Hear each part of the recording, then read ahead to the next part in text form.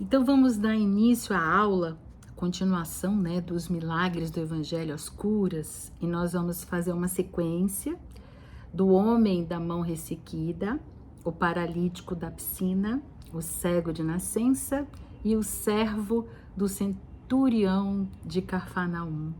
Outras curas operadas por Jesus. E a bibliografia dessa aula a gente tirou da Parábolas e Ensinos de Jesus de Caiba Schutel, a Bíblia de Jerusalém, a Bíblia das Mulheres, o Espírito do Cristianismo de Caiba Schutel e também Gênesis capítulo 15. E o nosso livrinho, do curso de aprendizes de Evangelho. Muito bem, vamos iniciar com o homem da mão ressequida. Ele também pode ser encontrado como o homem da mão seca ou o homem da mão mirrada. Lá em Gênesis, no capítulo 15 entre 18, eles escolhem Marcos, tá? Capítulo 3, do versículo 1 ao 8. E vamos então começar. Jesus entrou outra vez na sinagoga, onde encontrou um homem que tinha uma mão seca. E ele era observado para ver se ele faria uma cura num dia de sábado, a fim de buscar por isso motivos de o acusar. E disse ele a esse homem que tinha uma mão seca: levantai-vos e vinde ao meio. Depois disse-lhe: será permitido no dia de sábado fazer o bem ou o mal, salvar uma vida ou tirá-la? E eles permaneceram em silêncio. Porém, ele, observando-os com cólera, condoído de sua cegueira nos corações, disse a esse homem: estendei a vossa mão. E ele a estendeu, e ela tornou-se sã. Logo, os fariseus, tendo saído, tomaram conselho contra ele com os herodianos, sobre a maneira de o perder. Porém, Jesus se retirou com seus discípulos em direção ao mar, onde uma grande multidão de povo o seguia, tanto da Galileia, da Judéia, de Jerusalém, da Idumeia e do Além-Jordão. E também aqueles que dos arredores do Tiro e de Sidom, tendo ouvido falar das coisas que ele fazia, e vieram em grande número encontrá-lo. Essa cura, ela foi contada também por Lucas, e Mateus, além de Marcos, que nós acabamos de ler. O que a gente descreveu é exatamente aquele que estava no livro Gênesis, que é Marcos, tá? Mas Mateus fez a pergunta mais prática para eles: qual de vós, tendo uma ovelha, se ela ao sábado cair uma cova, não lançará a mão dela para tirá-la? Ora, quanto mais vale um homem que uma ovelha. Logo, é lícito fazer o bem, nos sábados. Vamos lá? Caiba Schutel, no livro Espírito do Cristianismo, ele nos fala do espiritismo, desbravando o campo dos milagres, explicando satisfatoriamente este, entre outros textos, tirando aquele véu do sobrenatural. Primeiramente, verificando-se que, não havendo efeito sem causa, aquela mão mirrada forçosamente deveria ser, diz ele, será consequência de algum ato bem pouco digno de uma causa nobre, Então ele diz assim: não fora certamente pelos benefícios saídos daquela mão que ela se encontra seca.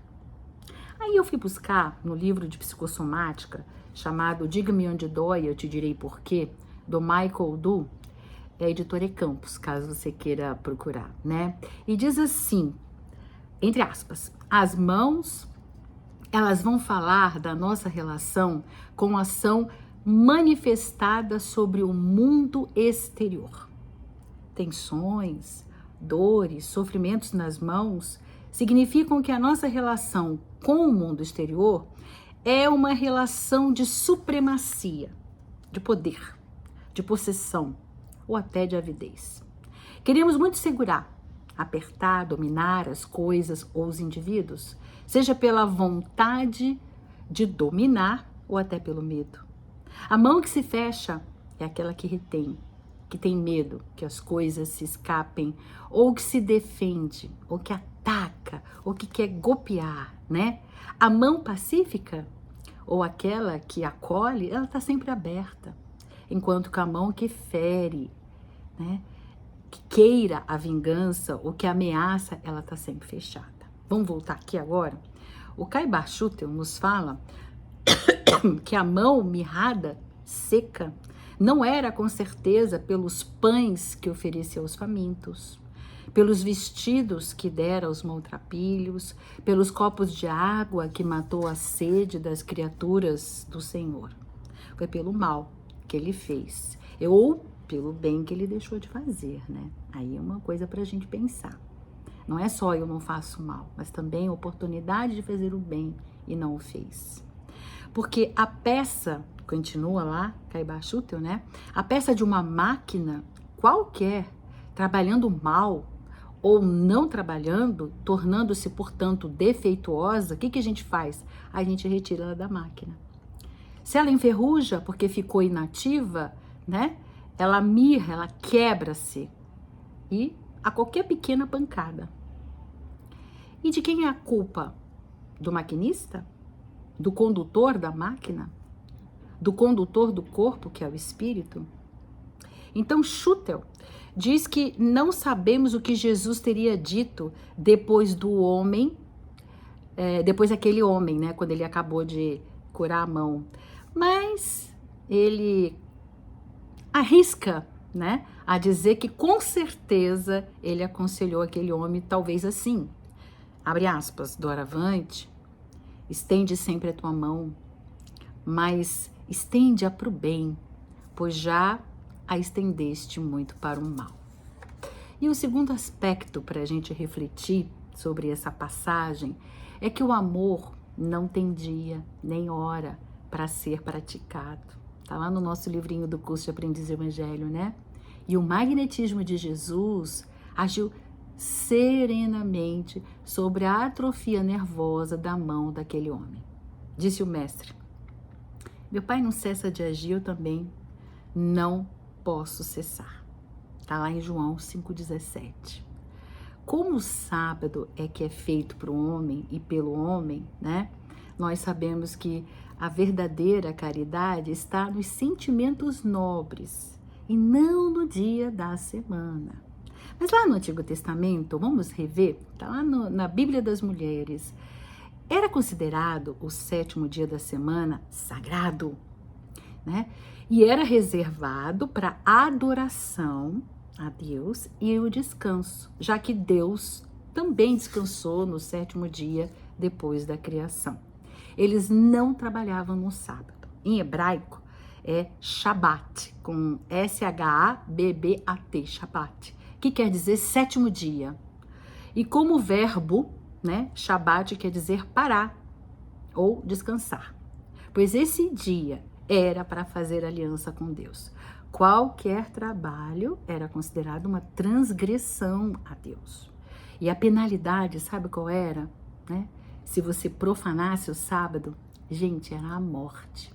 Se você for lá em Êxodo, no capítulo 35, o versículo 1, 2, 3, diz assim, versículo 1, são essas palavras que o Senhor ordenou. Número 2, trabalhareis 6 dias, mas o 7º vos será santo, o sábado do repouso, solene ao Senhor, que nele trabalha, quem nele trabalhar morrerá. O número 3 é, não acendereis fogo em nenhuma das vossas moradas no dia de sábado.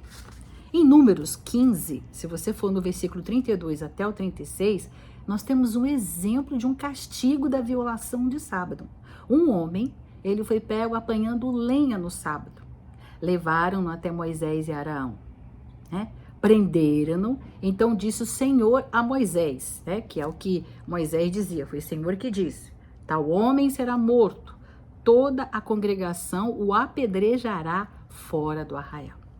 Então, gente, você percebeu o momento delicado? Um povo que punia com apedrejamento sem piedade. Você imagina o confronto de Jesus com os fariseus. O trabalho do nosso mestre era trazer, abre aspas, a verdade para que não mais sofrêssemos com interpretações equivocadas. Gente, naquela época, Moisés dizia que Deus que falou isso, Deus falou aquilo, e muitas coisas não foi Deus, né? E também, naquela hora, Moisés estava educando um povo que tinha sido escravo, que trabalha de sábado a sábado, que não tinha tempo, né? Que não achava importante orar para Deus, se reservar naquele momento. Então, era essa a razão, mas você viu que a coisa era muito séria, era para apedrejar até a morte, né? Agora, um pai de amor, que sempre é indulgente, que foi como Jesus, né?